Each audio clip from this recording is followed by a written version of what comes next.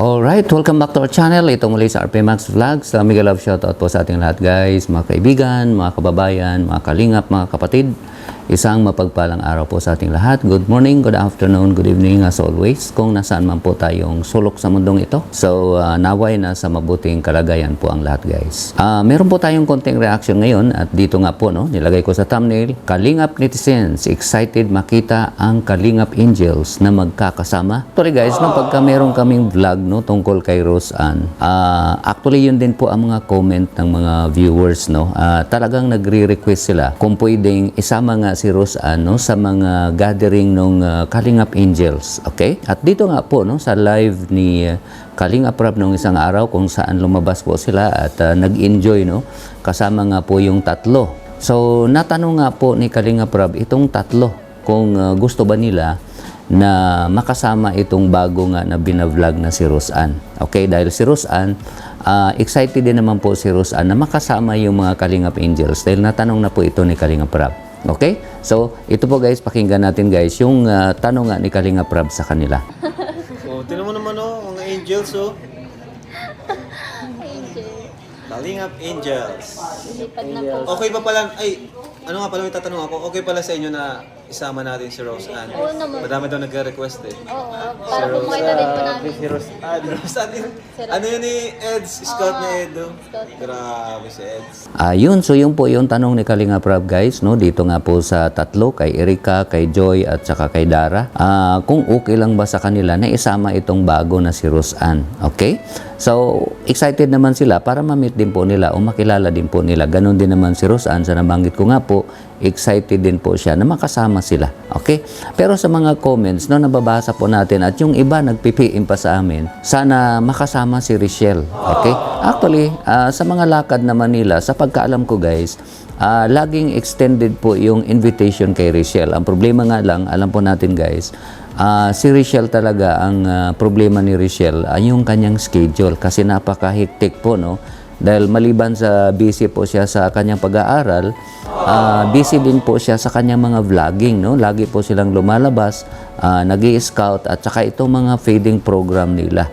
So, ika nga, pwede din naman siguro, pero hindi siguro madalas. Okay, may time siguro na schedule talaga ni Richelle kung saan available talaga siya. Ika nga, kailangan schedule, no? Hindi basta-basta. Hindi po katulad nitong tatlo, no? Si Erica, si Dara, at saka si Joy, madali po silang hagilapin, no? Maliban sa kanilang pag-aaral, wala na po silang ibang pinagkabisihan. Okay? At ito din po si Rose Ann, no? Kung maisama na din po ito, busy lang po siya sa kanyang pag-aaral at saka siguro dito nga, no, sa pagtitinda.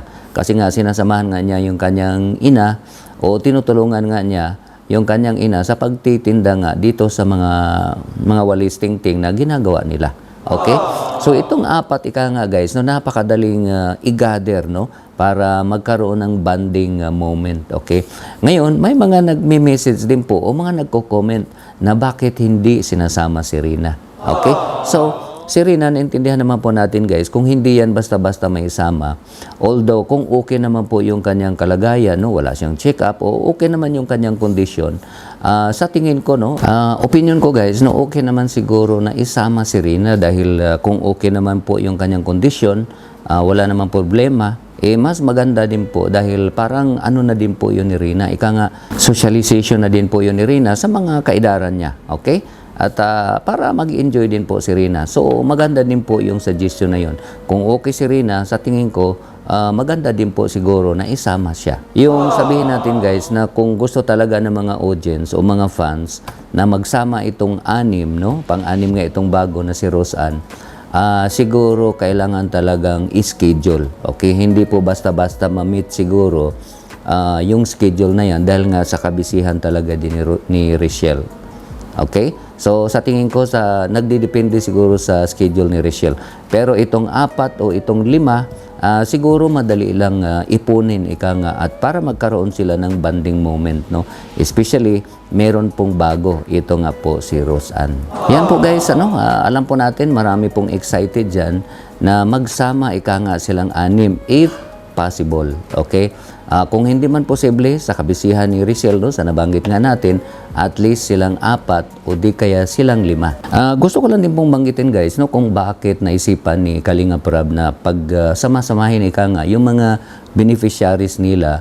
Ito nga ang mga tinatawag po nating Kalinga Princess o Kalinga Angels. Okay? Sa malala ko po guys, no, ang pinaka-purpose talaga po dyan, para nga mapakita sa mga supporters na itong mga iniidolo nila ay nagkakasundo, nagkakasama at nagmamahalan. Kaya parang message po yan doon sa mga fans o sa mga supporters na sana magkasundo na tayo. Kasi nga yung iniidolo natin ay nagkakasundo naman. So bakit tayo mag-away-away? So wala na sanang grupo-grupo. Lahat suportahan po natin. Yun po yun actually guys. Ang pinaka-goal po dyan, no? Yan po ang pinakalayunin. Hindi po yan basta-basta na magsama lang sila, makita natin, nag-enjoy sila, kundi meron po yang layunin. Okay? At sa nabanggit ko nga po, ang pinakalayunin dyan para makita ng mga fans na sila mismo ay nagkakasundo, nagmamahalan, at hindi sila nagsisiraan. Kaya sana tayong mga supporters, tayong mga fans, ganun din sana yung pagsuporta natin. Suportahan natin sila pareho. Okay? Kami, ganun po kami guys, no? Sinusuportahan namin sila pareho, although hindi namin sila talaga na reactionan ng equally, kasi depende nga sa mga latest vlog ni Kalinga Prab o di kaya kay Kuya Bal, minsan yung mga announcement ni Kuya Bal, yun po yung mga minsan nasusundan namin, nagawa ng reaction. So yun lang po guys, no, ang ating konting reaction dito nga po sa hiling ng mga Kalinga netizens, kung saan excited po sila na makita itong 6, no, hanggat maari sana magkasama itong 6, no, si Rina, si Richelle, si Erica, si Joy, si Dara at saka si Roseanne. Kung pwede sana, gusto nilang makita na magkasama itong 6, no, na Kalingap Angels. Pero nabanggit ko na po guys, kung siguro kung may schedule talaga yan, mas maganda, no, makita natin yan. May time lang po, no, na magkasama itong 5 noong birthday ni Erica.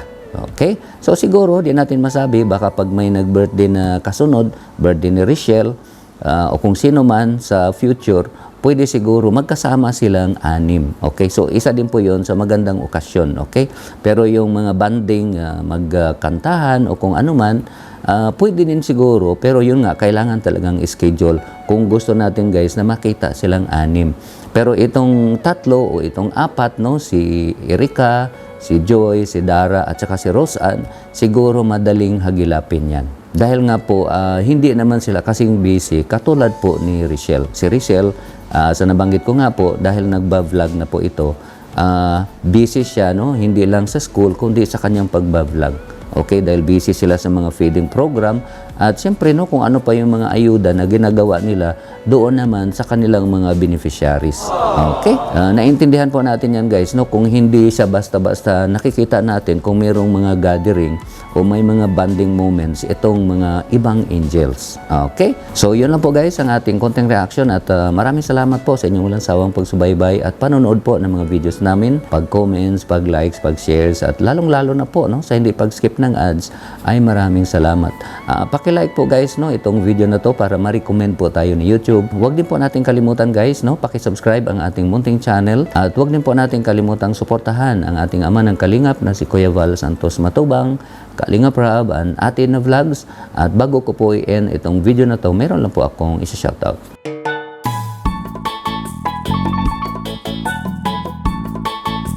Muli, maraming salamat sa inyong lahat guys. Ingat po tayo kung saan man tayo. God bless everyone. I love you all. Bye-bye.